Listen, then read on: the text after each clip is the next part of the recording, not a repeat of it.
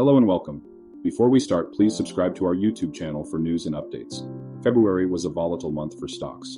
Tech continued the sell-off that started in late December, with the Magnificent Seven falling 8.1% in the month. Tariffs and inflation fueled worries about growth. Fourth quarter earnings reports were solid, though mixed economic data and policy uncertainty prompted investors to favor defensive sectors. Bonds, especially longer-dated treasuries, helped stabilize portfolios during the market volatility.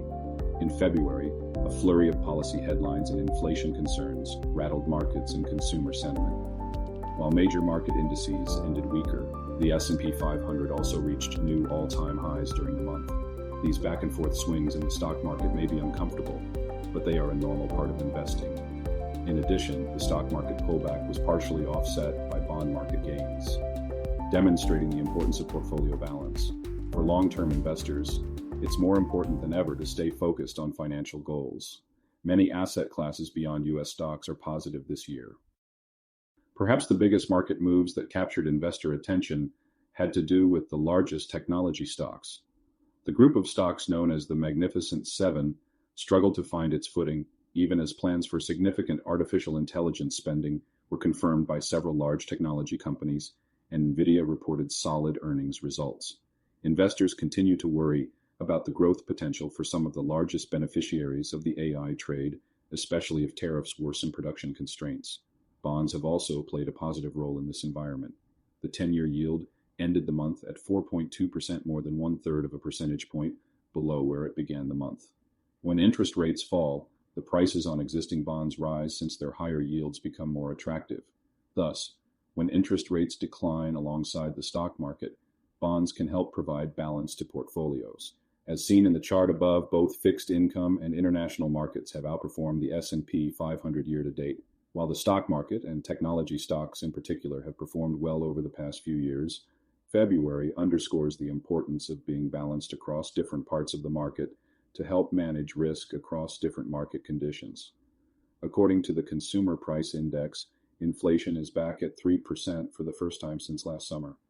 Consumers are worried about higher inflation. Consumer expectations of future inflation have also risen. The combination of still rising food and shelter prices and the anticipated impact of tariffs is driving consumers to prepare for even higher prices. As seen in the accompanying chart, inflation expectations for the next 12 months jumped to 4.3% from 3.3% in January. Over the next 5 years, these same consumers expect average inflation as high as 3.5%. The fear of a resurgence in inflation has rattled some investors.